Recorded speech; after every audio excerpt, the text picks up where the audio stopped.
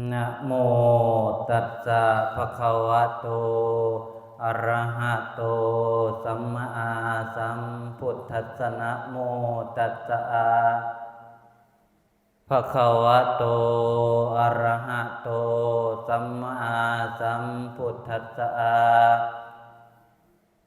นะโมตัสสะภะคะวะโตอะระหะโตสัมมาสัมพุทธัสสะมโนปุพพังขมาธัมมามโนเศรษฐามโนมยามนัสสาเจปทุตเถนะภาสติวากโลติวาตโตนังทุกขมะเนวติจักกังวะวะหะโตปทันติ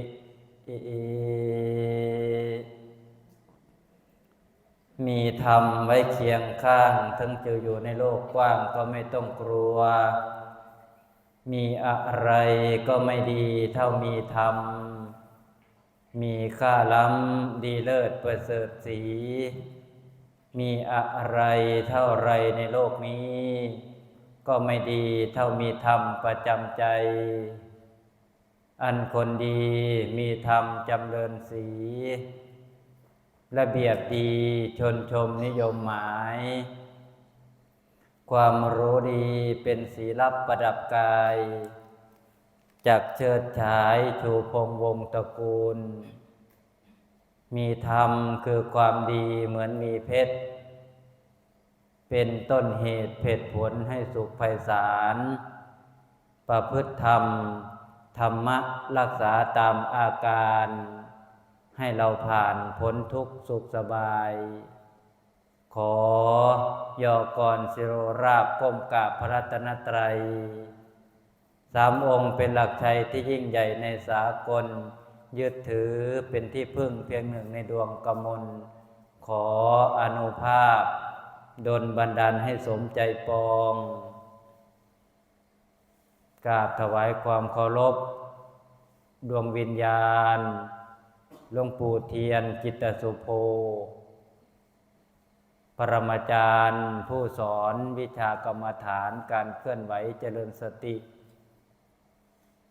หลวงปู่คำเขียนสุวรรณโนแห่งวัดป่าสุขโตและกราบถวายความเคารพขอโอกาสพระเดชพระคุณหลวงปู่เจ้าคุณพระศรีวรยานพระมหาไหลโคสโกพระเรียนธรรม9ประโยคที่ปรึกษาเจ้าคณะจังหวัดมหาสารคามเจ้าอาวาสวัดป่าหนองคูศูนย์พัฒนาจิตเฉลิมพระเกียรติอำเภอนาเชือกจังหวัดมหาสารคามพระมหาเถระพระเถรานุเถระทั้งมัชฌิมนวกะผู้ทรงศีลสุตาธิคุณธรรมาธิคุณปัญญาธิคุณทุกรูปทุกองค์ด้วยความเคารพด้วยความเคารพทุกรูปทุกองค์เคารพกับผมขออำนวยพรเจริญสิริสวัสดิ์พิพัฒนมงคลขอความสงบกายสงบใจจงบังเกิดมีแด่คณะอุบาสกอุบาสิกาผู้สนใจใฝ่ธรรมแสวงหาคุณงามความดีทุกคนทุกท่านณโอกาสนี้สาธุเอามือลงเนาะแม่เนาะนั่งสบายเกินโดนเติบ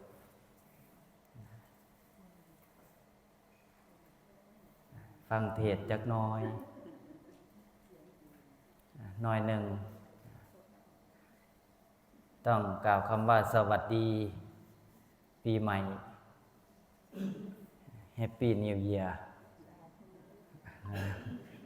ภาษาฝรั่งก็มาข้ามปีมาแล้วแต่ยังไม่เกิน15 วันยังสวัสดีปีใหม่ได้ยัง Happy New Year ได้ส่งความสุขสำหรับญาติโยมผู้สนใจใฝ่ธรรมแสวงหาคุณงามความดีสำหรับ การปฏิบัติธรรมแรกของปี หลังจากที่เราเจอกันพบกันที่วัดป่านาโพที่วัดป่าโคกดินแดงแล้วก็ข้ามพศปีนี้เปลี่ยนพศเป็น 2569 เริ่มต้นปีใหม่ญาติโยมหลายคนหลายท่านพร้อมหน้าพร้อมตากันที่วัดป่าหนองคูแห่งนี้ซึ่งสถานที่แห่งนี้จัดปฏิบัติธรรมแนวทางตามแนวทางสายงานหลวงพ่อเทียนจิตตสุโภมาไม่ต่ำกว่า30 ปีเฉพาะอาตมาบวชอยู่นี้ก็29 ปี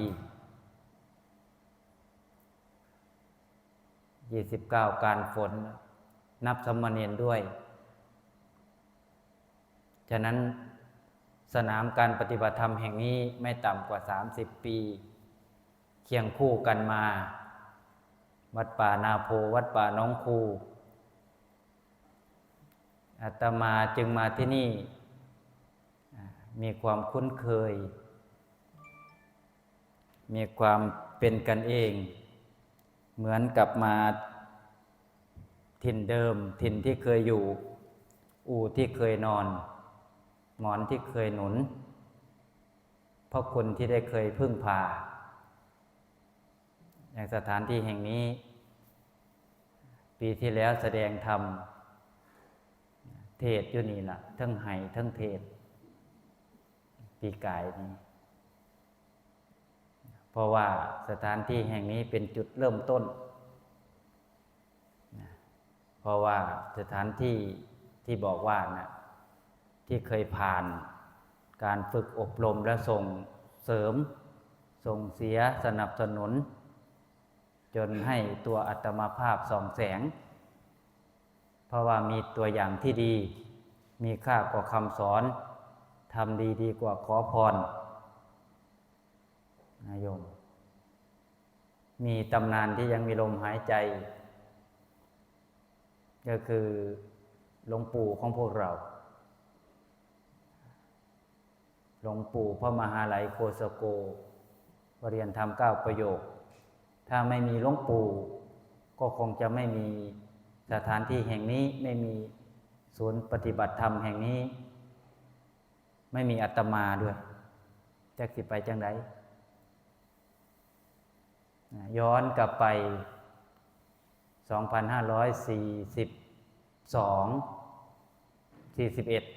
ถึง42อาตมาเป็นสามเณรน้อย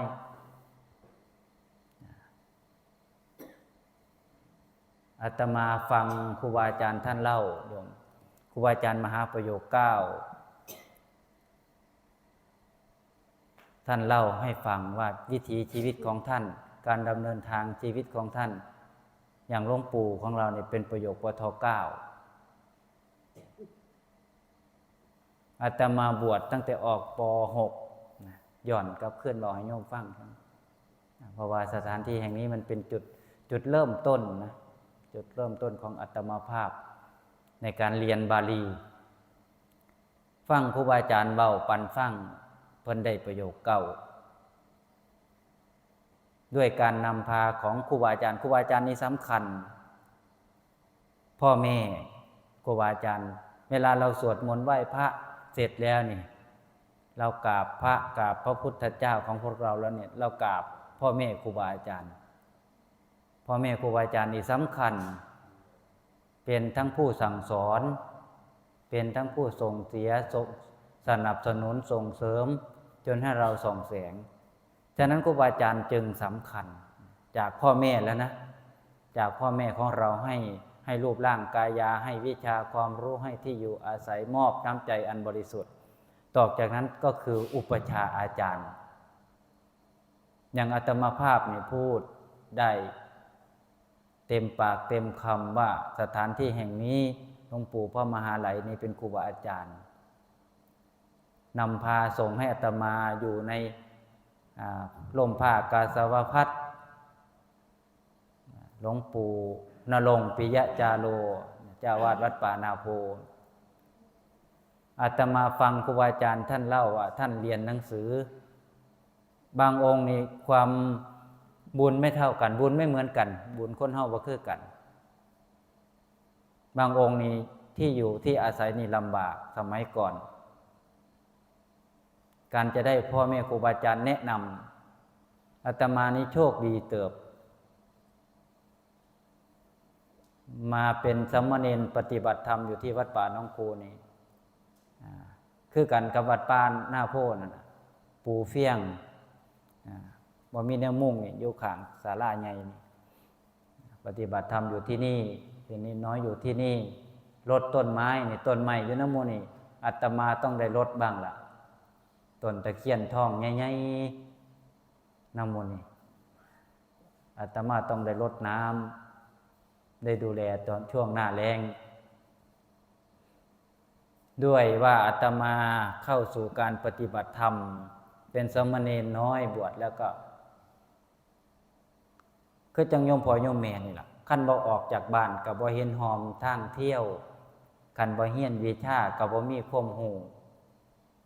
เดินทางบ่สุดเส้นอย่าเคลื่อนหลังให้คนห่มอย่าเคลื่อนหลังให้คนห่มตายให้มันไปตายเอาหน้าพุ่นคนจังเอิ้นว่าหารเพิ่นว่าพญาเพิ่นว่าเนาะคันบ่ออกจากบ้านบ่เห็นหอมทางเที่ยวคันบ่เรียนวิชาหังบ่มีความรู้อาตมาเป็นสามเณรออกจากบ้านตั้งแต่ป .6 บวชเรียนบวชซื่อๆอยู่กับบ้านเลี้ยงไก่ตากข้าวแห้งพอต่อออกพรรษาวัดป่าหน้าโพจัดปฏิบัติธรรมก็เลยอยากหาวิชาความรู้ออกจากบ้านก็เลยให้โยมพอไปส่งวัดป่าหน้าโพวัดป่าหน้าโพจัดปฏิบัติธรรมวันที่20ธันวาคมถึง28ธันวาคมสมัยก่อนยุคหลวงพ่ออาตมาก็เป็นเน้นหน่อยไปบ่รู้เรื่องเป็นเน้นบัดบ้านไปกับไปปฏิบัติธรรมคือเฮานี่ล่ะยกมือสร้างจังหวะ7มื้อแรกวิ่นหากนอนกินยานอนเพิ่นบ่เคยเฮ็ดยกมือวิ่นได้บ่วิ่นบ่เคยพอจังได๋หากนอนอย่างเดียวเลยกินยาอยู่วัดป่านาโพวันนี้วัดป่านาโพ20ถึง28วัดป่าน้องคูจัดต่อ4ถึง11ตั้งแต่สมัยอาตมาเป็นเน้นได้ต่อมาอาตมาก็เลยได้มาวัดป่าน้องคูด้วยวัดป่านาโพกับวัดป่าน้องคูนี่น้องคูนี่เป็นมีสายพัวพันมิตรภาพหักแพงกันอาตมาก็เลยได้มาด้วยสายงานธรรมสมัยนั้นวัดป่านาโพเอามานี่เอารถอิตุกใส่ลำโพงมาวัดป่าน้องคูนี่คือสิบ่มีลำโพงบ่มีเครื่องไฟเอามาแต่วัดป่านาโพได้ใส่เครื่องไฟใส่ลำโพงมาใส่รถอิตุกมาอาตมาก็นั่งรถหลังรถอิตุกนั่นแหละนั่งเทิงลำโพงก็ต้องมองมาวันนี้บิณฑบาตปีใหม่หน้าโพเพิ่นบิณฑบาตปีใหม่วันที่1เมื่อคั่นเอามากับปลากระป๋องมาซอยงานได้มากับปลากระป๋องมาพร้อมเด้มาน้องคู่สมัยนั้นแต่มาก็มาอยู่นี่ปฏิบัติธรรมอยู่นี่คือโยมพ่อโยมแม่เฮ็ดอยู่นี่ละแต่ว่าตะกี้เฮาเฮ็ดอยู่ร้านธรรมชาติหลังจากปีนั้นเสร็จแล้วอาตมาก็กลับไปวัดป่านาโพหลวงปู่ณรงค์ก็พาล่องสายปฏิบัติธรรมตามสายงานไปชัยภูมิบ้านโน่นม่วงอำเภอจตุรัสวัดป่าอากาลิโกอำเภอจตุรัสอำเภอแก่งคอไปวัดโมกขวนารามขอนแก่นไปปากส้มเมืองเลยไปตะล่อนไปวัดคลองลีน้องปลาเฒ่าก็ไปน้องบัวแดงก็ไปต่อเลยเลี้ยวหม้องนี้ไปหม้องนี้ไปต่อเลยบ่กลับวัดป่านาโพไปวัดป่าเขาคงค่าคอนบุรีนครราชสีมาเนี่ยก็ได้ไป อาตมาจำได้ชัดเจนหลวงปู่เฮานี่หลวงปู่พระมหาไลยนี่ตะกี้พระเพิ่นหลายไม่ออกเพิ่นแบ่งเป็นกลุ่มตรงตากกลมหลวงปู่กลมพระอาจารย์วิมลพระอาจารย์อเนกพระอาจารย์นิวรณ์นี่เบิ่งโยมเป็นกลุ่มหลวงปู่เฮานี่เบิ่งพระเบิ่งเนนเป็นพี่เลี้ยงพระเนนหลวงปู่ยังจงกรมอยู่ใต้เขาอาตมาขึ้นเทิงผู้หลวงปู่ขึ้นเทิงผู้กูลงทางใต้มันบ่ถือกันครูบาอาจารย์อยู่ใต้ผู้อาตมาอยู่เทิงผู้พูนไปหาเก็บมะขามป้อมอยู่เทิงผู้วัดป่าเขาคงค่าบักขามป้อมบ่จักอีหยังบ่ฉะนั้นอาตมานี่คู่อยู่แต่อาตมาบ่อยู่หั่นดอกหลวงปู่อยู่พระยางจงกรมอยู่ล้านไส้อาตมาเข้าขึ้นผู้เพราะแต่หลวงปู่พระขึ้นผู้กูลงทางล่างอันนี้จำได้เป็นเน้นก็ตามภาษาเน้นนั่นแหละคนมีตามภาษาเน้นแต่ก็โชคดีบัดนี้ปี2มาอาตมาก็ยังบ่ทันได้ศิกหมู่พวกศิกนี่เน้นรุ่นเดียวกันกับศิกนี่อันนั้นแน่นี่อาตมาบ่ศิกหลวงปู่อาตมาก็ไปเข้าไปดูแลหลวงปู่ยิ้มเจ้าคณะอำเภอหน้าโพไปยกขันน้ำมนต์ไปถือแป้งเจิมหลวงปู่ยิ้มแล้วดังเจิมรถได้ไปถือแป้งเจิมไปจมกับแป้งน้ำมนต์อยู่4 เดือนแล้วก็เริ่มมีผู้สาวนิดหน่อยแล้วมีผู้สาวซื้อตำบักหุ่งมาให้สัน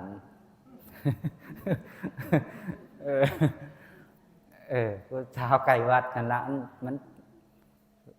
ซื้อตำบักหุ่งมาให้สันหลวงปู่น่ะลงหูเรื่องบะ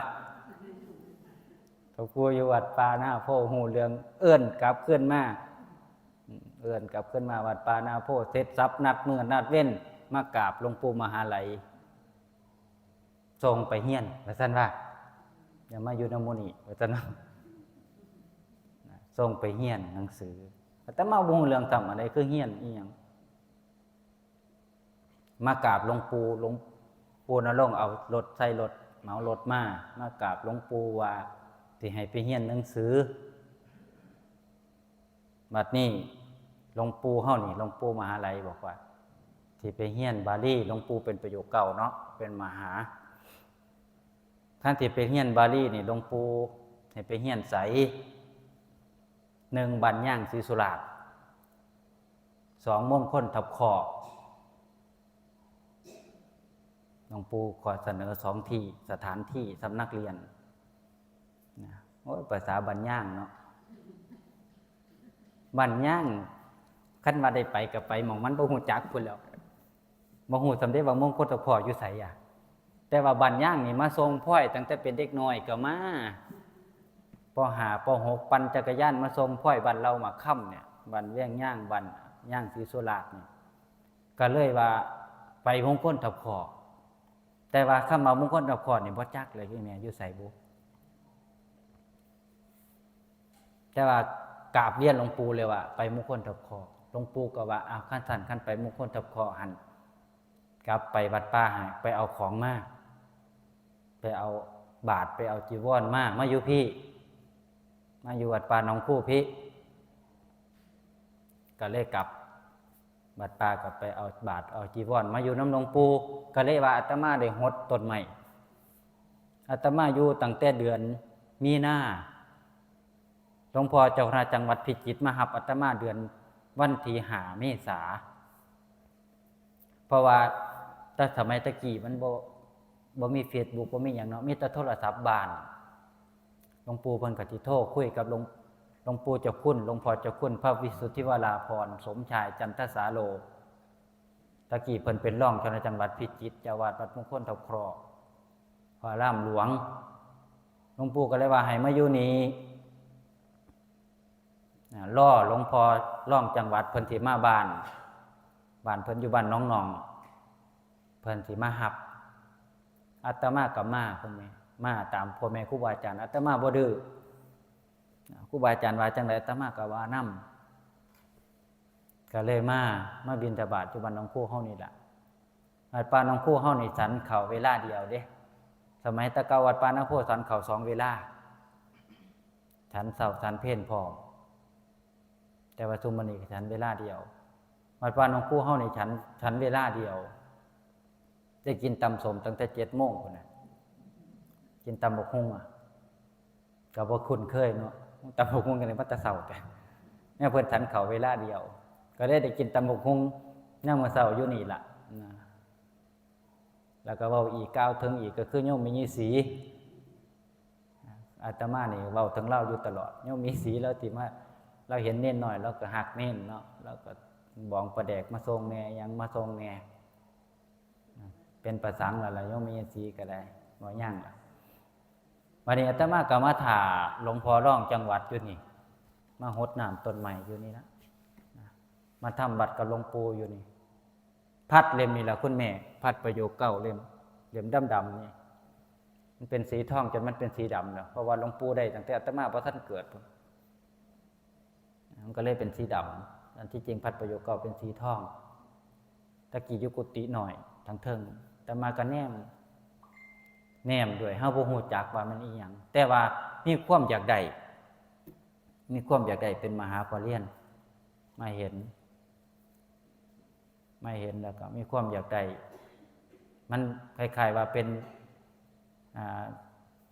เขาเรียกว่าความฝันนะความฝันเห็นแล้วก็คือจังหลวงปู่เพิ่นคือได้เพิ่นไปเฮียนอีหยังอยู่ไสก็เลยมาล่อหลวงพ่อร้องเจ้าหน้าจังหวัดวันที่5หลวงพ่อร้องจังหวัดมาหับรถเก๋งอีเหลืองหลวงพ่ออีเหลืองรถเก๋งมาจากจังหวัดพิจิตรพุ่นมาเรามาหอดแล้วว่านี่องค์ใดสิไปเฮียนหนังสือแล้วว่าออกมาแล้วว่าปีนี้คือสิบ่ให้ดอกปีกายนี้ให้เพราะว่าอาตมามินเมแห้งเว้าบ่ได้เรื่องแม่นี่พูดไม่ได้นะผู้น้องนุ่งเขาฟังอยู่จะเว้าหลายเรื่องแม่มันสิให้ก็ว่า ก็ยันแล้วให้ว่านี่หลวงพ่อร้องจังหวัดพิจิตรว่าผู้ใดนี่องค์ใดสิไปเฮียนหนังสือออกมาเอาซั่นว่าผมอาตมาก็เลยออกมาหลวงพ่อว่าไปขึ้นรถมันสิค่ำพะนะเดี๋ยวสิขอไปเอาบาตรครับผมบ่ต้องเอาพะนะบาตรจุพุ่นบ่อึดบ่อยากหลวงพ่อว่าผ้าเขาก็ให้เปลี่ยนเป็นสีส้มขึ้นรถไปโยมแม่ก็มานั่งทรงลูกชายอยู่นี่น้ำตาโกบแม่ก็ได้อยู่ใต้ห่มบักม่วงนี่ลูกชายแล้วสิไปทางไหนบูลูกชายผู้เดียวซ้ำนี่แม่ขึ้นรถโยมแม่น้ำตาคูย้วยเสร็จน้ำตาลูกชายกับพ่อลูกชายคือกันแล้วมันร้อยหน่วยคือกัน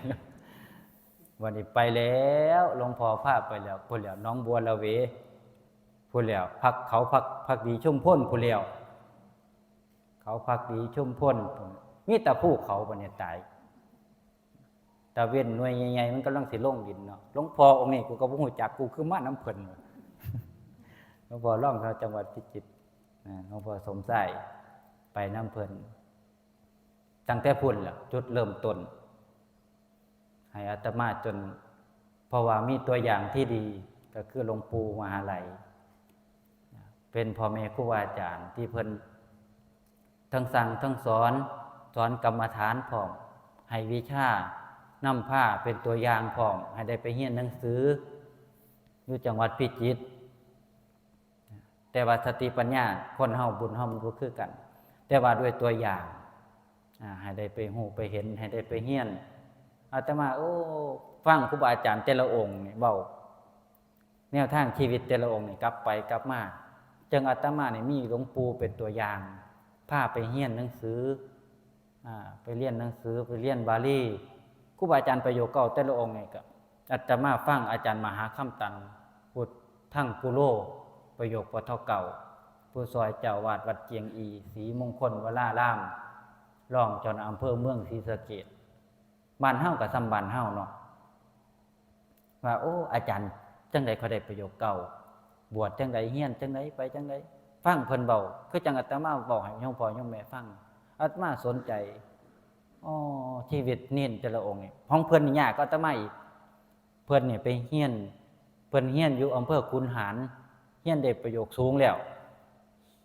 อยากไปเฮียนในกรุงเทพหลวงพ่อก็บ่ส่งไปหลวงพ่อหวงลูกน้องบ่อยากให้เข้ากรุงเทพย่านเน้นเจ้าของหมดย่านบ่มีเน้นหลวงพ่ออ้างนั่นอ้างนี่มื้อนั้นมื้อนี้เฮาสิไปส่งเฮาสิเอารถไปส่งบ่ต้องฮอดมื้อมาเอารถหนีไปไสก็บ่จักเน้นคำตันได้ขึ้นรถไฟเมืองศรีสะเกษลงกรุงเทพไปหารุ่นพี่อยู่กรุงเทพแต่ละองค์ตัวสิเป็นมหานี่โยมแม่ตัวสิเป็นมหาได้นี่บ่ธรรมดาเส้นทางชีวิตอยากเรียนลององค์ผู้เฮาฟังเพิ่นเพิ่นคืออยากเรียนหนังสือเพิ่นอยู่บ้านนอกคอกหน้าเพิ่นอยากเรียนหนังสือส่งตัวเข้าไปในกรุงเทพดันตัวเข้าไปลององค์พ่อแม่ครูบาอาจารย์บ่สนับสนุนอีกบ่แม่นเพิ่นบ่สนับสนุนแต่ว่าเพิ่นหวงลูกศิษย์จังอาตมานี่หลวงพ่อเจ้าในจังหวัดพิจิตรบ่ให้ไปเด้คุณแม่บ่ให้ออกจากวัดมงคลทับคอแต่อาตมาเพิ่นมีรุ่นน้องอยู่วัดสุทัศน์ไปลักสอบวัดสุทัศน์เขาสอบเขาไปลักสอบได้แล้วเจ้าคณะภาคเก้าองค์ปัจจุบันเนี่ยเจ้าคุณพระธรรมวชิระดิโลกแสงทองอริยเมธีศิษย์มงคลทับคอประโยคเก้าเป็นอาจารย์ของเป็นลูกศิษย์ของวัดมงคลทับคอเนี่ยโทรมาอาจารย์เพิ่นเอิ้นอาจารย์ตอนนี้สามเณรที่อุปถากอาจารย์เนี่ยมาสมัครสอบที่วัดสุทัศน์ว่าซั่น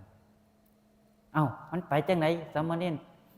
ว่าซั่นว่ามันหนีไปมันลักไปตัวนั้นน่ะมันมีความผิดของพ่อว่าสมมันขึ้นมาว่าซั่นแต่เขาสอบได้นั้นหลวงพ่อเขาสอบได้แล้วเพราะเป็นหยังกันถ้ามันสอบได้แล้วมันอยู่หั่นน่ะพะนะนี่ครูบาอาจารย์เด้สอบว่าท่านได้ดีคืออะไรกลับให้กลับเพิ่นอยากให้ไปอยู่น้ำเพิ่นบ่อยากให้หนีจากเพิ่นแต่พอจะว่าเขาสอบได้แล้วนะหลวงพ่อสอบได้อยู่วัดสุทัศน์แล้วตีว่าขั้นสอบได้แล้วก็ให้อยู่หั่นละพะนะนี่ครูบาอาจารย์จังอาตมาฟังอาจารย์หมาคำตาลว่าโดยวิธีชีวิตแต่อาตมานี่บ่อยากทำเพิ่นย้อนว่าอาตมานี่หลวงปู่ทรงไปหลวงปู่เฮาก็เป็นประโยคเก่าศิษย์มงคลทับคอแล้วก็ศิษย์มงคลทับคอมีเสื้อสายลายรองอยู่วัดสุทัศน์เทพวรารามหลายองค์เป็นเจ้าฟ้าเจ้าคุณพอถ้าเฮาไปสมัครไปสมัครสอบมันก็มีรุ่นพี่ก็ดึงกันเข้าอาตมาก็เลยได้อยู่วัดใหญ่เพราะว่ามีสายน้ำมีพ่อแม่ครูบาอาจารย์ได้ไปเฮียนก็เลยปาลบฉะนั้นมาวัดปาหนองคู่ย่ำใดนี่อาตมาก็สิเว้าความเก่านี่ล่ะตอกย้ำว่าเจ้าของเป็นลูกศิษย์หม้องนี้ตอกย้ำว่าเจ้าของผ่านหม้องนี้ไปค่อยได้เป็นมหา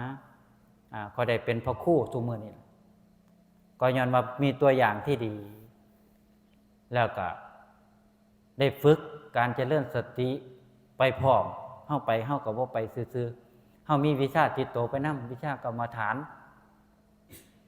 ด้วยว่าการเรียนนี่มันต้องใช้ความอดทนใช้ IQ ที่ว่ายากก็ยังมีผู้สอบได้ที่ว่าง่ายก็มีคนสอบตกคุณแม่บาลีนี่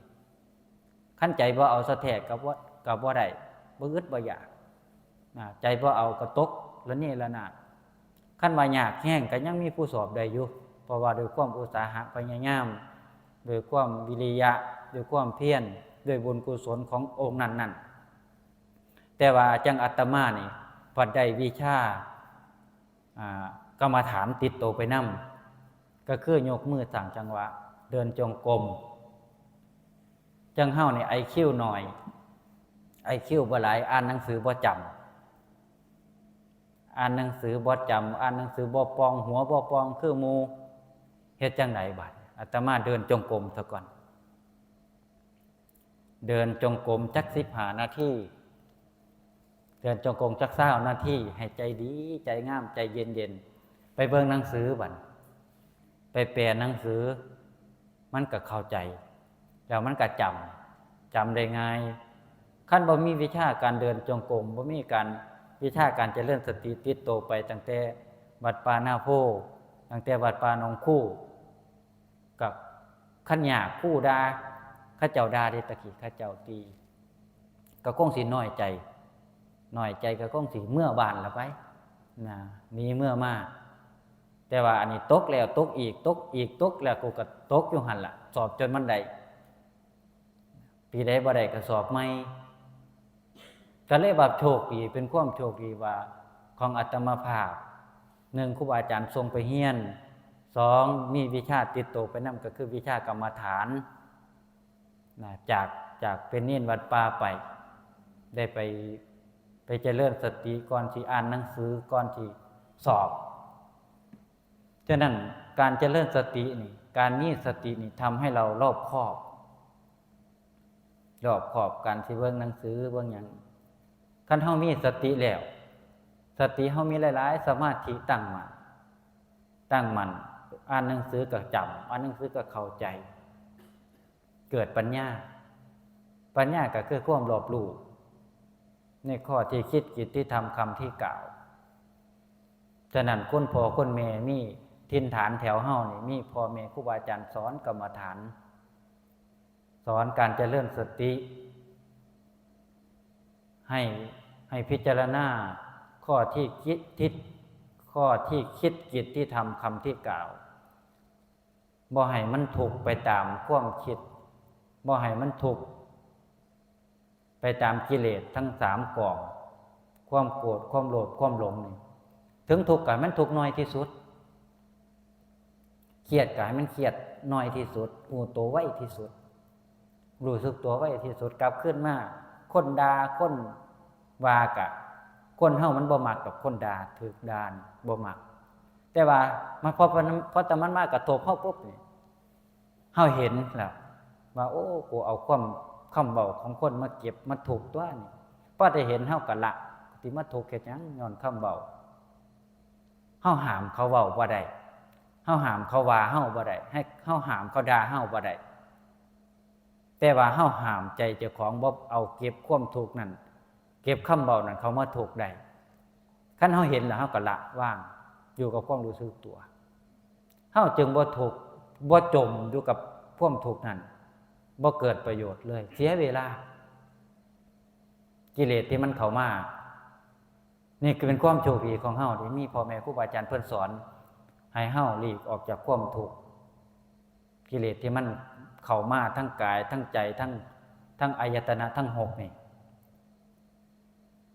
ดีกว่าพวกเฮาที่ไปนอนจมทุกข์อยู่กับความทุกข์ทุกข์ตามธรรมชาติก็พอแห้งแล้ว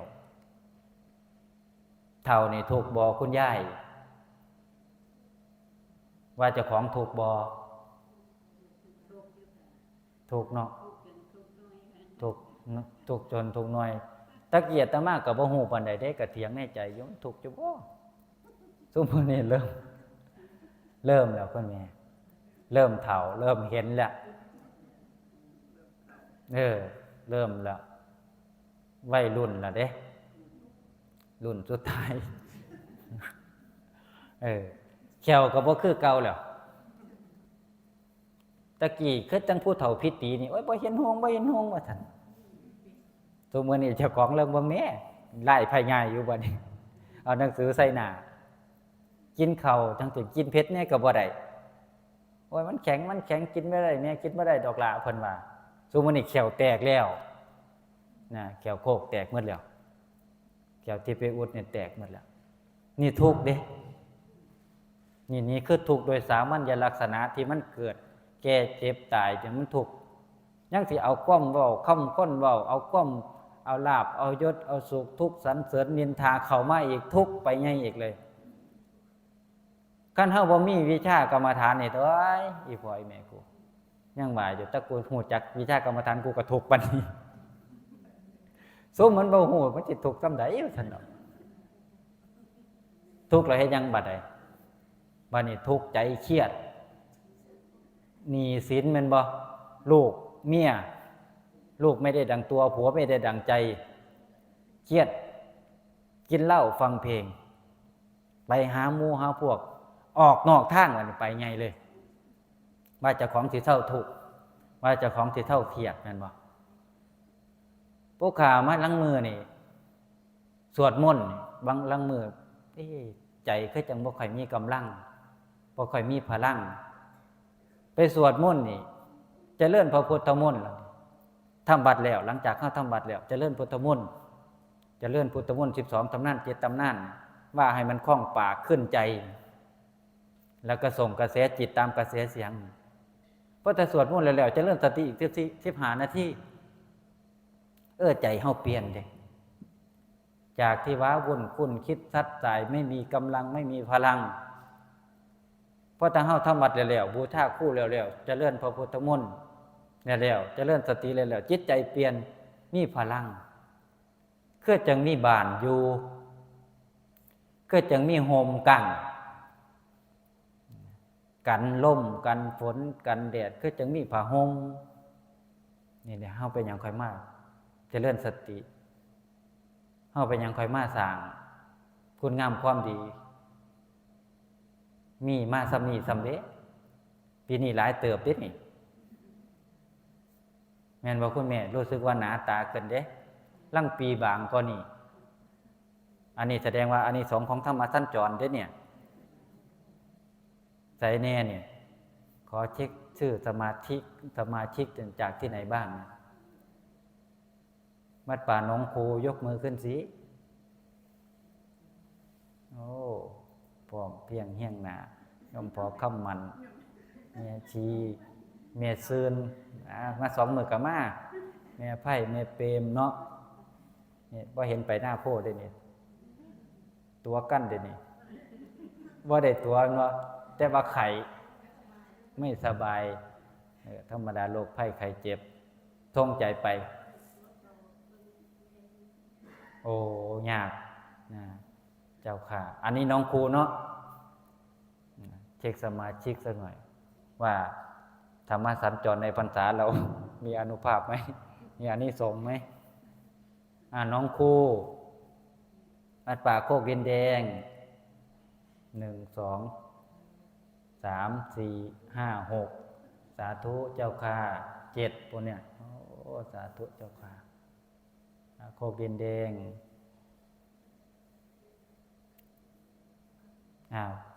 ว่าปีปทุมศูนย์ปฏิบัติธรรมกตัญญูผู้เดียวยกสูงเลย ก็ยังดีนะดีอนุโมทนาเพราะว่าอยู่ไกลกว่าพวกก็ยังมานาโพก็ไปแต่ว่าอานิสงส์ของธรรมะสัญจรในพรรษาโยมเมฆคูวินะรักษาไว้จากศูนย์ธรรมปฏิบัติธรรมกตุตัญญูบ้านชาติบ้านศาสตร์และก็ว่าปีปทุมเนาะถือว่าสายงานสวนธรรมวัชราจารย์มีไหมร่วมใช้กันบ่ร่วมใช้กันกับโคกดินแดงรถติจับเมื่อเช้านี่เนี่ยเพิ่นสิเฮ็ดงานหยังล่ะแม่โอ้อยู่ศูนย์ธรรมวัชราจารย์เลยติโอ้เพิ่นเลยเมื่อก่อนจำปาสีแต่ผู้ขาก็บ่เคยไปดอกว่าธรรมสัญจรก็ไม่ได้ไปคุณแม่ยังไม่ได้ไปเห็นเลยนะจำปาสีนี่ปีนี้ได้ไปปีที่แล้วได้ไปเห็นธรรมวัชราจารย์จำปาสีวัดป่านาโพโอ้นหมอยุพรเป็นแม่สุภรัตน์ลงแม่เสื่อนมุ่นนี่แหละแม่เพชรมุ่นเนี่ยเอา2 สถาบันหลดแต่ทั้ง2เนาะวัดป่าน้องอะไรนะบ้านน้องแก่เมื่อ4 พฤศจิโอ้คนแม่นี่โอ้น้องแก่สาธุ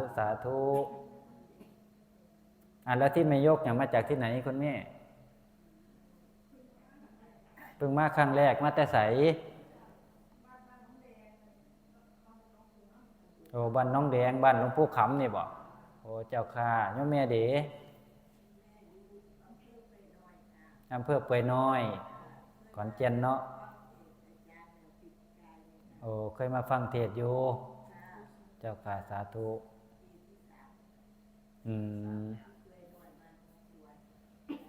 เ จ้าค่ะ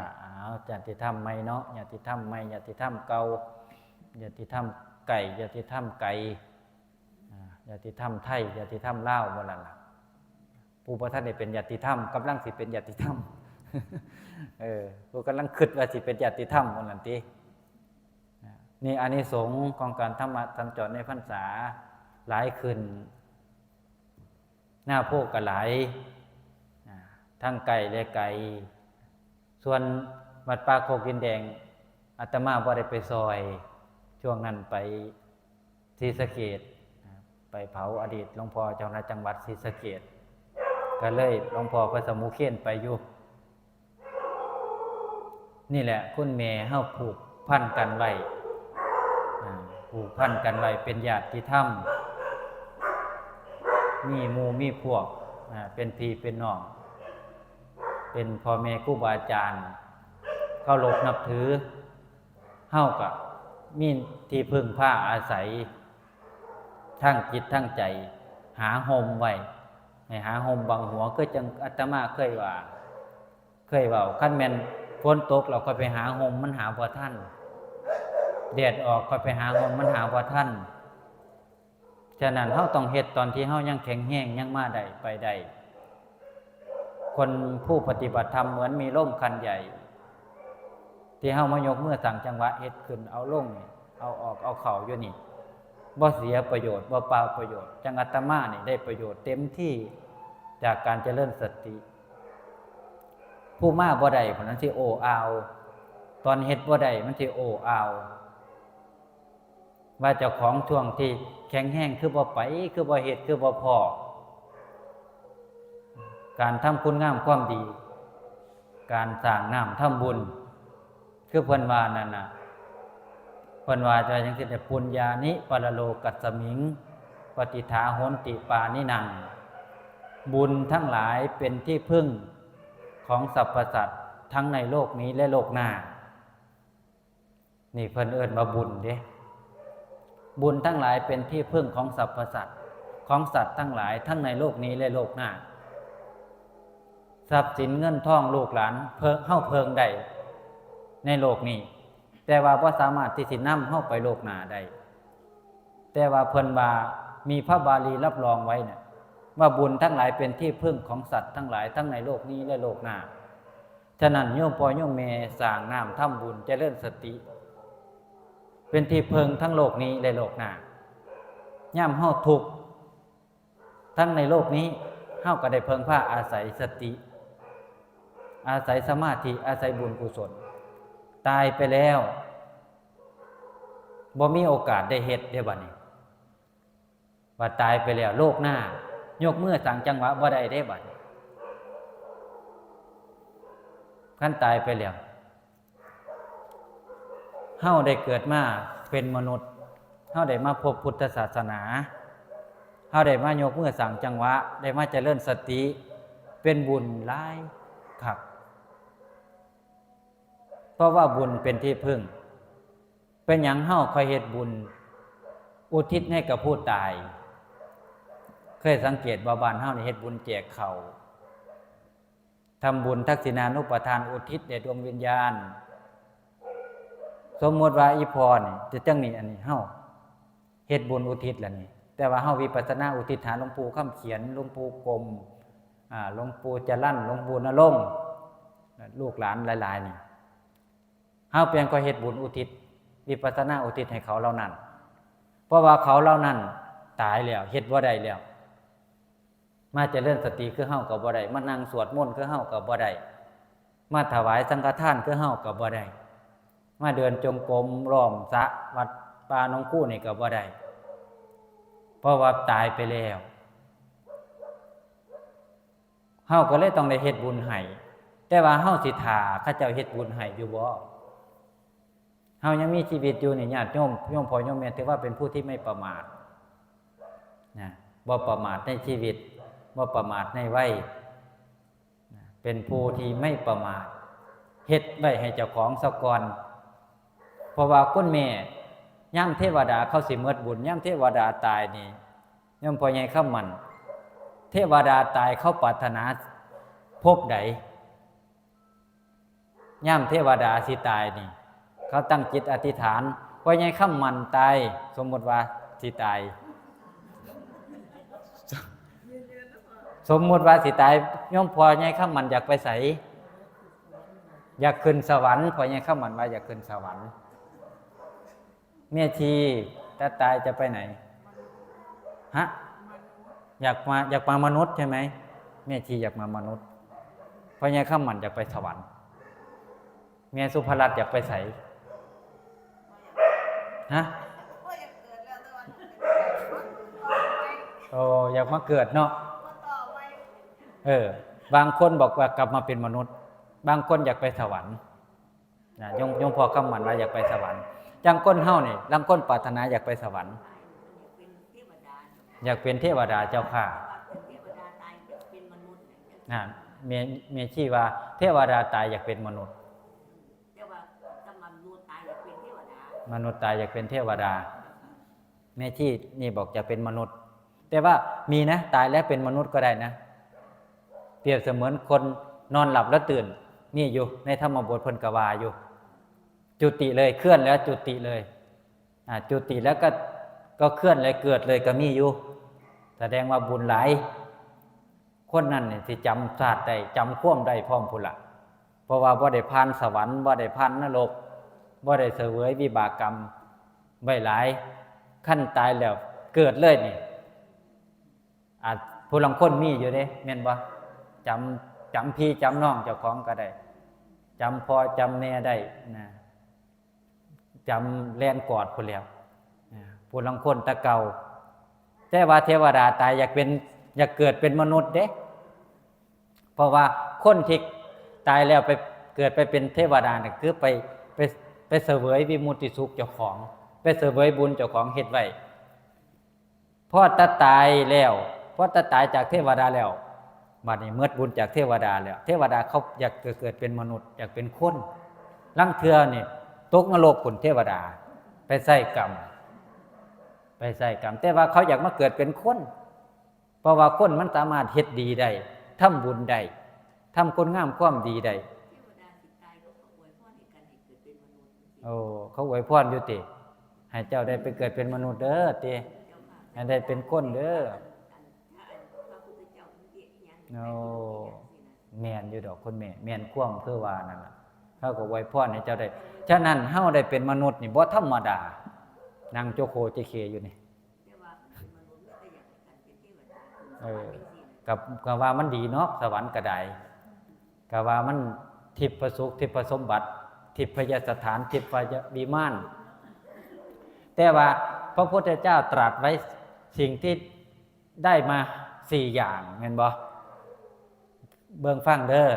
จิตโฉมนุสจิตโฉมนุสสปฏิลาโภจิตโฉพุทธานุพุทธปาโทจิตฉังธรรมะสวนังจิตฉังมัจจานะชีวิตังเป็นบาลีแปลว่าการได้อัตภาพความเป็นมนุษย์นี่ยากการได้เกิดเป็นพระพุทธเจ้าการที่จะมีพระพุทธเจ้ามาอุบัตินั้นก็ยากการจะได้ฟังพระธรรมเทศนาก็ยากการที่จะมีอายุยืนยาวนั้นก็ยากโยมพอค่ำมันผู้เดียวโยมแม่หลายๆคนนี่เฮาได้หยังเฮาได้หยังอยู่ตอนนี้เฮาได้หยังแน่จิตโฉมนุสสปฏิลาโภใช่ไหมเราได้อัตภาพความเป็นมนุษย์ที่ว่ายากนี่เฮาได้บ่ได้ไปได้แล้วเนาะได้แหล่ๆกำๆดำๆกระตังตามหัวมันจังได๋กูก็ได้เป็นคนคือกันคนคือกันแล้วติแหล่ๆที่ก็เป็นมหาอยู่ดอกเว้ยประโยคของคนนั่นว่ากิจโฉมนุสสปฏิลาโภได้แล้วเด้พระพุทธเจ้าว่ายากแสนยากอัตภาพความเป็นมนุษย์นี่เพิ่นเปรียบเทียบไว้นี่เต่าตาบอดลอยอยู่ในมหาสมุทรเป็นว่ามีบ่วงนึงน้อยๆลอยอยู่ในมหาสมุทรเต่าตาบอดโผล่หัวขึ้นมาเอาหัวซุกเข้ามันยังยากกว่าการได้เป็นอัตภาพความยังง่ายกว่าการได้อัตภาพความเป็นมนุษย์เพิ่นว่าเฮายังได้แหมเอา แสดงว่าบุญคักเติบได้เนี่ย อันหน่อยใช่ไหมเอ้ยกิจโฉมนุสัพพติเดภลาโภเราได้แล้วกิจโฉพุทธานุปาโทเราเกิดทันศาสนาพระพุทธเจ้าพระโคดมเฮาอาจจะบ่ทันพระพักเพิ่นดอกไม่ทันช่วงที่พระชนมายุแต่ว่าเราทันช่วงศาสนาของพระองค์จิตฉังสัทธรรมะสวนังตอนนี้เฮาได้หยังอยู่บ่เนี่ยได้ฟังเทศน์ได้ฟังธรรมของพระพุทธเจ้าอาตมาขออนุญาตนำเอาธรรมะพุทธเจ้ามาชี้จำแนกแจกจำหน่ายจ่ายเป็นทานให้โยมพ่อโยมแม่ฟังเพื่อเสริมสติปัญญาเพื่อข้อที่คิดจิตที่ทำคำที่กล่าวจะได้ไม่ประมาทไม่ประมาทก็คือเตรียมความพร้อมผู้ที่ได้ฟังเทศน์นี่บ่ธรรมดาเด้ต้องใจหักพร้อมใจศรัทธาพร้อมผู้ลังซุ่มมันบ่ฟังเด้ฟังเทศน์ให้ฟังกับบ่ฟังเทศน์ให้ฟังมันกับบ่ฟังสวดมนต์ให้ฟังมันกับบ่ฟังอาตมาสวดมนต์ปีใหม่เมื่อหันไอ้แม่ข้าเจ้าไปจูดตะโพกไรมันว่าสวดมนต์คือสวดใส่ไหมมันว่าขนาดสวดมนต์มันฟังมันกับบ่ฟังอาตมาก็จักว่าตอบหรือว่าจักไหนบ่อาตมาก็เว้าหยอกคนว่าแต่สูห้องเพลงสุคือห้องใส่ไหมว่าซั่นดอกซุ่มลูกศิษย์ลูกหาบอกอาจารย์ทำมันก็ตอบกวนแท้ว่าซั่นว่าบ่ได้กอบตัวได้แล้วเว้าความจริงเรียกว่าหามันเบื่อๆกันว่าหั่นเฮาสิมีหม่องอยู่ติพะนะโอ้ยผู้หนึงสวดมนต์ก็เฮาก็สวดอยู่แต่เฮาจังได๋ไปจูดตะโพกไล่กันแม่ไปหายอยู่คุณหมออยู่ป้อนนี่ล่ะไปเจรจากับเขาทางพยานเขาเจ้าหยุมด้วยบ่ฮะก็ว่าอยู่อาตมาก็ใจเย็นๆเด้อว่าซั่นดอกแต่ว่าคิดอยู่ดอกมึงอย่าขึ้นมานำหมู่นี่มึงเบิ่งจักตีน70คนนี่มึงจักตีนว่าซั่นดอกเมาพร้อมแม่คุณแม่เมาแล้วโอ้ยว่าซั่นดอกนี่เฮาสวดมนต์ดอกพญามารมันส่งลูกน้องมา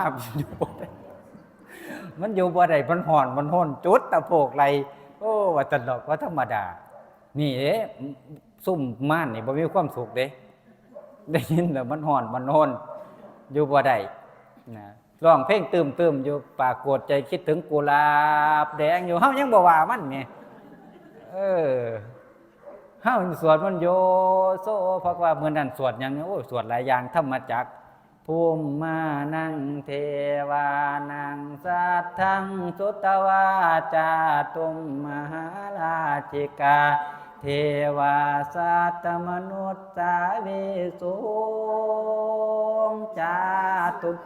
มวนว่าซั่นมันก็บ่ม่วน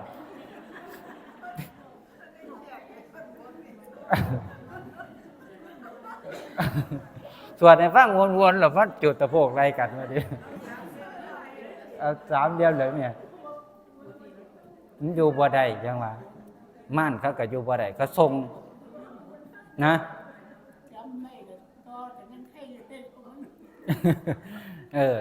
การที่จะได้ฟังเทศฟังธรรมนี่สวดมนต์ก็เป็นการประกาศธรรมะเด้เป็นการประกาศธรรมะคือกันคุณแม่พระพุทธเจ้าเพิ่นก็เลยว่าเนี่ยสิ่งที่จะได้ยากแม้แต่การฟังเทศฟังธรรมการฟังสวดมนต์สวดพร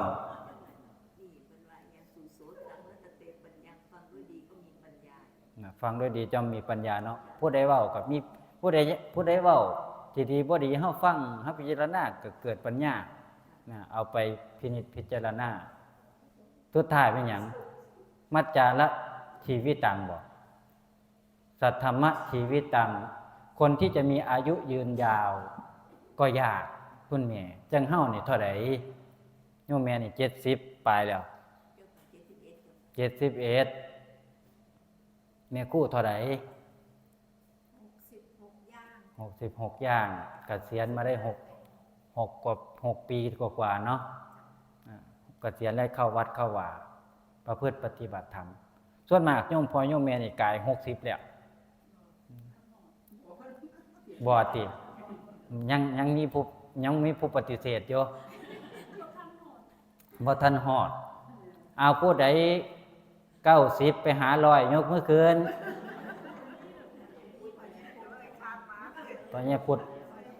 พ่อใหญ่พุทธเมื่อแล้วโอ้90ไปหา100บ่มีเนาะ80ไปหา90มีบ่พ่อใหญ่คำมันเท่าใด80ซื่อๆ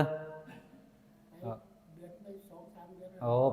80ไปหา2 เดือนแล้วอันนี้ก็ถือว่าเก่งอยู่นี่ยังแข็งแรงแข็งแรงไปได้มาได้หูตาฟังได้ยินได้ฟัง80ไปหา90มีผู้เดียวเนี่ยโยมแม่เด้บ่มีติบ่ฮอดติ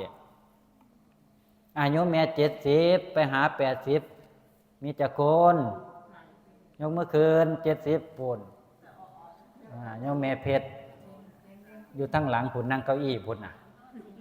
สาธุก็แม่สาธุมา70ไปหา80บัดนี้60ไปหา70ยกเมื่อคืน60ไปหา70โอ้เบิ่งหน้าเบิ่งตาผู้60ไปหา70ก่อนโอ้กำลังดีกำลังเข้าวัดเข้าว่าสาธุเจ้าค่ะ50ไปหา60บัดเนี่ยยกขึ้นแม่สุภรัตน์แม่ไผ50ไปหา60บ่แม่จังหวะหันตัวสาธุเจ้าค่ะเอาลงวันนี้40ไปหา50 40ไป50มีบ่นี่ห่างแต่ห่างว่าตะบ่มีเด้เท่าซะแท้นี่ก็บ่มาบ่ได้เพราะแต่40ลงไปหา30เจ้าบ่มีได้เห็นบ่มีแหละหลวงพี่เดมเท่าใด38นะสาธุสาธุนี่แต่วัยรุ่นนี่แต่วัยรุ่นเท่าใดขะน้อยมาแต่40สาธุสาธุมันบ่แม่นวัยผู้เขาสิเข้าวัดเนาะเราอย่างโยมแม่นี่ก็ถือว่าไม่ประมาทในวัยนะเห็นบ่คำว่าบ่ประมาทอัปปมาโทมัจจุโนปทังความประมาทเป็นทางแห่งความตายแม่นบ่อัปปมาโทอมตังปทังความไม่ประมาทเป็นทางแห่งไม่ตายโยมพ่อโยมแม่นี่ถือว่าบ่ยังเป็นผู้บ่ประมาทอยู่คำว่าบ่ประมาทแปลว่าหยังเฮาบ่ประมาทอย่าประมาทเด้อแปลว่าหยังล่ะบัดนี้ย่าครูผมมากลับขึ้นมาถามว่าประมาทแปลว่าจังไดอย่าประมาทเด้อเจ้าว่ะขับรถดีๆอย่าประมาทเด้อไปบ่ขาดสติให้ระวังเจ้าของไม่ประมาทก็คือเตรียมพร้อมแม่นบ่ประมาทจะไปก็ดีจะอยู่ก็ดีเนี่ยจะไปก็สบายเตรียมความพร้อมคือเพิ่นมาไว้เป็นคำผูกไว้เพิ่นว่าจังไดเตรียมตัวให้พร้อมซักซ้อมให้ดีแม่นบ่เตรียมตัวก่อนตายเพิ่นก็ว่าเด้เตรียมกายก่อนแต่งเตรียมน้ำก่อนแล้งเตรียมแบงก์ก่อนออกเดินทางอันนี้เฮาเตรียมดินี่ผู้ที่ไม่ประมาทเตรียมตัวก่อนตายแสดงว่ามานั่งอยู่นี่เตรียมหมดแล้วแม่นบ่นี่เตรียมแล้วเตรียมตัวก่อนตายเตรียมคนเขาสิแต่งงานเขาเตรียมตัวบ่โอ้จะว่าของสมมาตรแหละเนาะจะว่าสุดเจ้าบ่าวเจ้าสาวล่ะติจังว่าแต่งหน้าแต่งตาจะว่าเตรียมเสบียงแล้วติจะว่ากลางเต็นท์กันเตรียมตัวก่อนตายเตรียมกายก่อนแต่งเตรียมน้ำก่อนแล้งคันมันสิแล้งนี่เข้าสู่ฤดูแล้งเฮาเตรียมน้ำไว้ใส่ไว้สอยเตรียมแบงก์ก่อนออกเดินทางเฮาสิออกเดินทางไปค้าไปขายไปต่างถิ่นนี่เฮาต้องเตรียมเงินเตรียมข้าวเตรียมน้ำออกเดินทางเพราะว่าบ่ได้อยู่บ้านเด้อยู่บ้านนี่ข้าวอยู่เหล้าก็มีกับข้าวอยู่ครัวก็มีแต่ว่าเฮาเดินทางไกลไปทางเรือนี่ต้องมีเงินอย่างนั้นก็ต้องมีเงินค่ารถค่าเรือค่าอาหารค่าน้ำจังย่อมพ่อย่อมแม่นี่เตรียมวัยแรกผู้ที่ไม่ประมาทในวัยแรกนี่เฮ็ดหยังวัยแรกนี่ให้ศึกษาหาวิชาวัยต่อมาสร้าง สร้างหลักฐานวัยชราเร่งทำบุญกุศลสร้างคุณงามความดีวัยแรกเฮาเลยมาหมดแล้วล่ะนั่งอยู่นี่เลยวัยแรกแล้ววัยแรกหาวิชาความรู้หาศิลปะถ้าผู้ใดย่างหน่อยขั้นเป็นหาศิลปะวิชาหาความรู้หลายๆนี่คือจังอาตมาเคยเว้าพญาย่ำย่างหน่อยให้เจ้ามันเฮียนคุณบุญเฮามีสิยศสูงเพียงฝ่าไปมื้อหน้าสิหาเงินได้ล้านหมื่นไปผู้ความรู้ตื่นเงินเบี้ยบ่เขียนถงย่ำย่างหน่อยมันเฮียนศึกษาหาวิชาหาศิลปะผู้ที่มีศิลปะย่อมหาทรัพย์ได้ผู้ใดมีศิลปะหาทรัพย์ได้ผู้ใดมีทรัพย์ย่อมมีสหายมีพวกใครมีพวกมีสหายก็มีความสุขใครมีความสุขก็หาบุญหากุศลสร้างน้ำทำบุญฉะนั้นวัยแรกเริ่มต้นหาวิชาความรู้หาศิลปะใส่ตัวมันมีลูกมีหลานในทรงเฮียนมันอยากเฮียนหยังเก่งหยังเก่งดนตรีเก่งหมอเก่งแพทย์เก่งทนายบางคนหัวเขาอยากเฮียนอาตมานี่บ่อยากเฮียนนะหัวไปบ่ไปทั้งเฮียนหนังสือแต่ว่าโยมพ่อโยมแม่เฮานี่มีลูกมีหลานผู้ใดมันอยากเฮียนนี่ทรงมันหลดทรงเสียให้มันได้เฮียนได้ศึกษาสูงเป็นหมอเป็นตำรวจเป็นทหารเป็นนักกฎหมายให้มันได้เฮียนเพราะว่าย่ามยังหน่อยให้เขาได้เฮียนหนังสือวัยแรกหาศิลปะวิชาวัยที่สองสร้างหลักฐานสร้างหลักสร้างฐานเก็บเงินเก็บทองสร้างครอบครัววัยจังเฮ้าเนี่ยทำคุณงามความดีแล้วสร้างน้ำทำบุญแล้วคุณแม่เมื่อแล้วเกษียณแล้วโยมแม่คู่กับเกษียณคุณหมออยู่พ่อนเกษียณโยมพ่อโยมแม่นี่เกษียณได้แล้วนะเกษียณจากหน้าที่การงานเป็นหน้าที่ของลูกเขาบัดเนี่ยเด้อนะหน้าที่ของคนเราเนี่ยมีอยู่สองหน้าที่หนึ่งหน้าที่โดยอัตโนมัติกับหน้าที่ได้รับการแต่งตั้งเพราะว่าคนเรามีหน้าที่รู้หน้าที่ปฏิบัติตามหน้าที่มีหน้าที่อย่างที่ไม่ต้องเป็นโดยที่ไม่ต้องแต่งตั้งเป็นโดยไม่ได้รับมอบหมายโดยที่ไม่ต้องมีตราตั้งหน้าที่อย่างคุณแม่หน้าที่ความเป็นพ่อเป็นแม่หน้าที่ความเป็นปู่เป็นย่าหน้าที่ความเป็นลูกเป็นหลานเฮามันติดโตมาเลยเด้บ่มีผู้ใดมาแต่งตั้งก็ได้บ่ต้องไปรับแต่งตั้งจากในอำเภอคือผู้ใหญ่บ้านเขาก็ได้บ่ได้รับแต่งตั้งจากพระบาทสมเด็จพระเจ้าอยู่หัวก็ได้หน้าที่ความเป็นพ่อเป็นแม่ความเป็นปู่เป็นย่าความเป็นลูกของเราเนี่ยมันติดตัวมาเฮาก็ทำหน้าที่ของเฮาให้ดีเป็นพ่อก็เป็นพ่อเป็นแม่ที่ดีเป็นพ่อที่แท้เป็นแม่ที่ถูกเป็นลูกที่ดีเป็นสามีที่น่าเสน่หาเป็นภรรยาแม่สีเรือนเป็นเพื่อนกัลยาณมิตรนี่หน้าที่ของเฮาโดยที่ไม่ต้องได้รับการแต่งตั้งจากใครผู้ใดแล้วหน้าที่อีกหน้าที่หนึ่งได้รับการแต่งตั้งจังอาตมาเป็นอย่างคุณแม่เป็นเจ้าอาวาสได้รับแต่งตั้งเป็นเจ้าอาวาสก็ต้องมีหน้าที่รู้หน้าที่ปฏิบัติตามหน้าที่ให้ดีโยมพ่อโยมแม่เคยเป็นอย่างเคยเป็นข้าราชการเป็นครูได้รับการแต่งตั้งมาได้รับการแต่งตั้งเป็นผู้ใหญ่บ้านเป็นกำนันเป็นนายอำเภอเป็นผู้ว่าเนี่ยต้องได้รับการแต่งตั้งจากราชการต้องมีหน้าที่รู้หน้าที่ถ้าเกิดมีหน้าที่ไม่ปฏิบัติตามหน้าที่ไม่รู้หน้าที่ก็เป็นไม่ได้เป็นได้ก็ไม่ดีจังเฮ้าตอนนี้เป็นอย่างแม่คุณแม่หน้าที่เป็นพ่อเป็นแม่ก็เป็น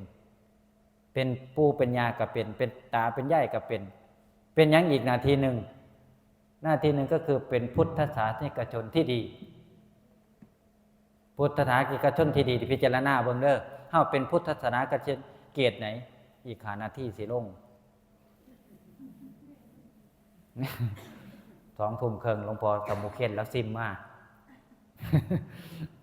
แล้วซิมมาว่า2 ทุ่มครึ่งเด้ออาจารย์ มันหนาวแล้ววะ เฮาพิจารณาเบิ่งโยมแม่ว่าเราเป็นพุทธศาสนิกชนเกียรติไหน พุทธศาสนิกชนก็มีเกณฑ์ที่คือจังเฮาเรียนหนังสือนี่ล่ะ1พุทธศาสนิกชนของเราเนี่ย1ทานให้ศีลรักษาภาวนาเจริญเป็นพุทธศาสนิกชนเกรด A เกรด A คุณแม่พิจารณาจากของเป็นพุทธศาสนิกชนเกรดใดเอเอบวกว่าโบเอก็มีบวกว่าธรรมดาตุปรัตนี่ไม่บ่บวกจังได๋โยมไปตั้งหลายวัดติเอบวกตัวติทานให้แม่นบ่บาตรก็ใส่แม่นบ่คุณแม่น้ำก็ถวายข้าวก็ถวายจตุปัจจัยทายธรรมถวายทนุบำรุงทานให้ศีลรักษาศีล5แม่นบ่คุณแม่ศีล8แม่นบ่นี่ตอนนี้ศีล8นะเนี่ยศีล10ก็เคยไปบวชนี่ทานให้ศีลรักษาภาวนาเจริญยกมือไวๆอยู่นี่เจริญภาวนาพร้อมฉะนั้นโยมแม่ตุปรัตน์บอกว่าอุบาสกอุบาสิกาพุทธศาสนิกชนเกรด A บวกละว่าฉะนั้นนั่งอยู่ที่นี่ A บวกนะโยมนะอ้าวเกรดที่2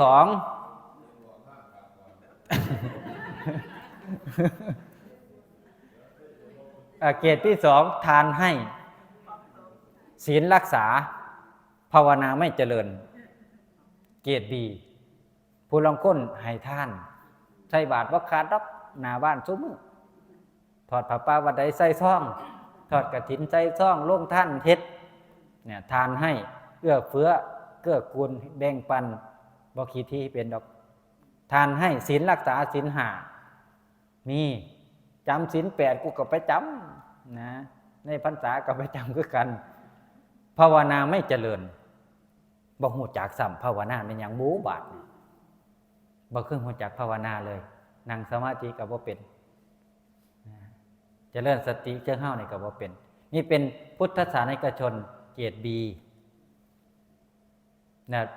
พุทธศาสนิกชนเกรดต่อมาทานให้ศีลไม่รักษาภาวนาไม่เจริญเกรด C เนาะคุณแม่เนาะเกรด C นะเกรด C นี่ท่านยังให้อยู่แต่ว่าศีล5ข้อนี่มุนปุ้ยจักอันไหนเป็นอันใดบ่เป็นเกรด C เกรด D ได้บัดเนี่ยเกรด D ทานก็ไม่ให้มันมีเกรดอยู่บ่ดีทานก็ยังบ่ให้บ่เคยเอื้อเฟื้อเกื้อกูลบ่เคยใส่บาตรจักเทื่อนะก็สิมีแน่วันเกิดหิวสังฆทานลองปองใส่บาตรวันเกิดเพิ่นว่าหลวงพ่ออย่าตาให้นี่เด้อผู้กาสิหยาดน้ำไปใส่บาตร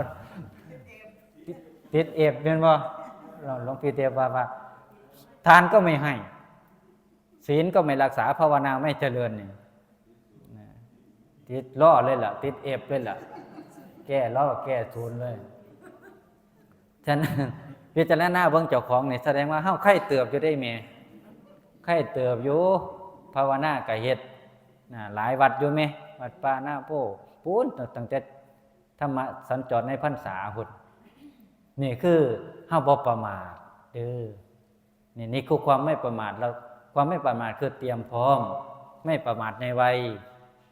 ไม่ประมาทในชีวิตไม่ประมาทในหน้าที่การงานไม่ประมาท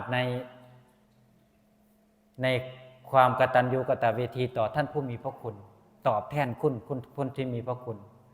อย่าคิดว่าเดี๋ยวค่อยทำนี่ไม่ประมาทในวัยไม่ประมาทในชีวิตเมื่อประมาทในชีวิตคือแนวไหนก็คือ1ชีวิตเฮานี่ไม่แน่นอนแต่ความตายแน่นอนก็จังเฮาว่าเนี่ยอนิจจังอทุวังอวัสสังมฤตพังอนิมิตตังอนัตตาอนิจจังไม่เที่ยงอทุวังไม่ยั่งยืนอวัสสังมายามฤตพังอันเราจะพึงตายแน่แท้ไม่แปรผันตายแท้แน่นอนอนิมิตตังไม่มีเครื่องหมายกำหนดไม่ได้บอกไม่ถูก ทายไม่ได้บอกไม่ถูกจักสิตายเมื่อใดตายตอนไหนตายเมื่อไหร่ตายที่ไหนอย่างไรอานิมิตตังบ่มีนิมิตบอกเลยบ่มีผู้ใดหูเลยนั่งอยู่นี่มีผู้ใดหูเมื่อตายเจ้าของมาท้ายเจ้าของเบิ่งถ้วยเบิ่งใครสิตายเมื่อนั้นเมื่อนี้มันไม่มีนิมิตเฮาหูสิเฮาหูแต่วันเกิดจังผู้ขาอาตมาเนี่ยเกิดวันที่3ธันวาเฮ็ดบุญมึงญาติโยมภาพเมื่อกี้ญาติโยมไปใส่บาตรนี่เฮาหูแต่มื้อเกิดแต่มื้อตายเฮาบ่ฮู้เพิ่นก็เลยว่าอานิมิตตังไม่มีเครื่องหมายเลยกำหนดไม่ได้ทายไม่ออกบอกไม่ถูกว่าเราจะตายตอนไหนเมื่อไหร่อย่างไรแล้วก็อนัตตาไม่ได้อยู่ในอำนาจบังคับบัญชาบังคับบ่ได้อย่าเฒ่าเด้ออย่าแก่เด้ออย่าเจ็บเด้ออย่าตายเด้อบังคับบ่ได้คือพระพุทธเจ้าว่าเนาะบังคับบ่ได้เหมือนอีแม่อย่างอกเด้อแม่ออกท่วงเพิ่นแม่เพิ่นย่าคู่คือขาวขึ้นแท้เพิ่นว่าแล้วกูสิดีใจหรือกูสิเสียใจขาวนี่แม่นหยังหนอหัวลึกผิวรอไว้เนาะผมอีแม่ขาวจากปากเลยนั่นล่ะเนี่ยเฮาบ่ประมาทนะบ่ประมาทโอ้ดีใจเด้อมาหูมาเห็นมาเป็นกำลังใจมาถักมาทายบ่แม่นมาเทศเด้นะพวกเขาบ่ได้เทศดอกเว้าปันฟังอันนั้นอันนี้ไปเนาะคุณแม่เนาะเว้าความเก่าความหลังเพราะว่าอาตมาเกิดหม้องนี้ละนะเกิดในทางพระพุทธศาสนาฉายแววกับจากหม้องนี้ฉะนั้นดีใจนำเด้อคุณแม่เด้ออนุโมทนาออกตนญาติโยมชื่นชมและยินดีนะขออนุโมทนาสาธุการในบุญในกุศลทั้งศีลทั้งทานทานามัยศีลามัยและภาวนามัยที่พวกเราได้ร่วมกันกระทำร่วมกันสามัคคีกลมเกลียวเป็นน้ำหนึ่งใจเดียวกันรู้รักสามัคคีท้ายที่สุดเป็นที่หยุดลงอัตมาภาพขอกราบอาราธนาคุณพระศรีรัตนตรัยคือพระพุทธเจ้าพระธรรมและพระสงฆ์คุณศีลคุณทานคุณงามความดีเทวดาที่ปกปักรักษาพระพุทธศาสนาเจ้าที่เจ้าทางสิ่งศักดิ์สิทธิ์ที่ดูแลวัดป่าหนองคูจงมารวมกันเป็นตบะเป็นเดชะเป็นพระวะเป็นปัจจัยส่งผลดลบันดาลประทานพรอภิบาลรักษาให้พระเดชพระคุณหลวงปู่เจ้าคุณพระศรีวรยานพระมหาไลโคสโกปรริยนธรรม9ประโยคตลอดถึงญาติโยมคณะอุบาสกอุบาสิกาญาติธรรมทุกท่านที่อยู่ในสมาคมนี้ผู้ที่มีส่วนร่วมถวายการอุปถัมภ์อนุเคราะห์สงเคราะห์เอื้อเฟื้อเกื้อกูลจงเป็นผู้มีสุขภาพพลานามัยที่สมบูรณ์แข็งแรงอายุมั่นขวัญยืนเจริญด้วยทรัพย์เจริญด้วยยศมีไมตรีจิตมิตรภาพมีความรักมีความอบอุ่นในครอบครัวในสายงานการประพฤติปฏิบัติธรรมขอบุญญาณุภาพจงปกปักรักษาอายุสังขารหลวงปู่ให้มีอายุยืนยาวอยู่เป็นร่มโพร่มไทรเป็นร่มโพใบใหญ่ร่มไทรใบหนาให้ลูกให้หลานเป็นที่พึ่งทางจิตใจของลูกของหลานให้มีสุขภาพพลานามัยที่สมบูรณ์แข็งแรงเจริญด้วยจตุรพิทพรชัยทั้ง4ประการคืออายุวรรณะปฏิภาณธนสารสมบัติธรรมสารสมบัติมีสติปัญญาโชติช่วงดังดวงไฟสามารถแก้ไขปัญหาชีวิตที่เกิดขึ้นปัญหาธุรกิจการงานครอบครัวอุปสรรคที่มันเกิดขึ้นสามารถพิจารณาไตร่ตรองให้อันธารธานหายไปปัญหาอุปสรรคนั้นหายไปหมดไปสิ้นไปเจริญด้วยอายุวรรณะสุขภละทุกทั่วหน้ากันทุกท่านทุกคนอัตมาภาพรับประทานชี้แจงแสดงพระสัทธรรมเทศนามาเห็นว่าสมควรแก่เวลาขอสมมุติยุติพระสัทธรรมเทศนาลงคงไว้แต่เพียงเท่านี้เอวังก็มีด้วยประการฉะนี้